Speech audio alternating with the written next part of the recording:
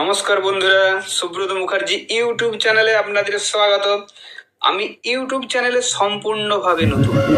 আমি এসেছি অশরীরী আত্মা এবং ভূত পেদিনীদের নিয়ে বিভিন্ন ধরনের ছোট্ট ছোট্ট গল্প শুনিয়ে মজা দেওয়ার জন্য।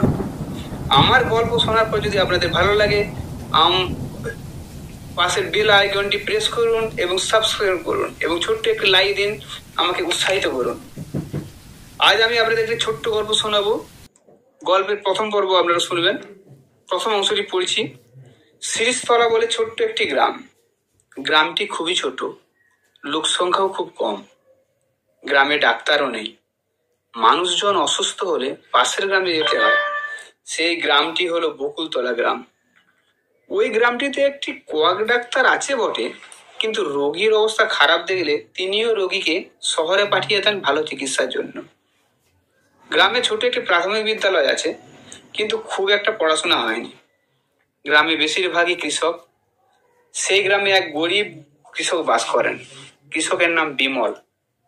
একমাত্র ছেলেকে নিয়ে তিনি থাকেন। স্ত্রী বহুদিন আগে কলেরা রোগে মারা গেছেন। ছেলেটি খুবই ছোট।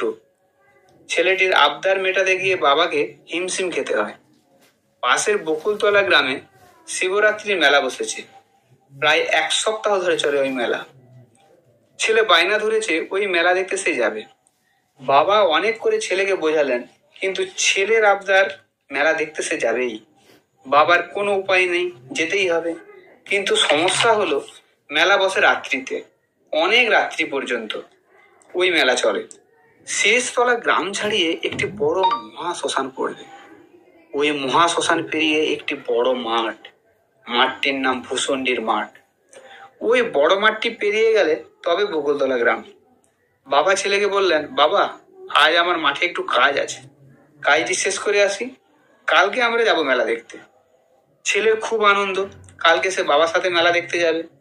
পরের দিন ছেলে বাবাকে সকাল থেকেই ধরেছে, বাবা মেলা দেখতে চলো। বাবা ছেলেকে বললেন, বাবা আমরা বিকেল থেকেই বেরিয়ে পড়বো, তাড়াতাড়ি মেলা দেখে ফিরে আসবো। ছেলে ভয় পাবে তাই ভেবে তাকে আর মহাশ্মশানের কথা বললো না। বিকেল হতে বিমল ছেলেকে নিয়ে বেরিয়ে পড়লো বকুলতলা গ্রামের উদ্দেশ্যে। বাবার সঙ্গে ছেলে চলেছে মেলা দেখতে। ছেলের খুব আনন্দ, এই প্রথম মেলা দেখতে যাচ্ছে সে। শিরিষতলা গ্রাম ছাড়তেই পড়লো সেই মহাশ্মশান। সেই মহাশ্মশানের দিকে চোখ পড়তেই বিমলের বুকটা যেন ধড়াক করে উঠলো। ছেলে বললো, বাবা কি হয়েছে? বিমল বলল, না কিছু না। বিমল মনে মনে ভাবলো, কি করে যে বাড়ি ফিরবো, ঠাকুর তুমি রক্ষা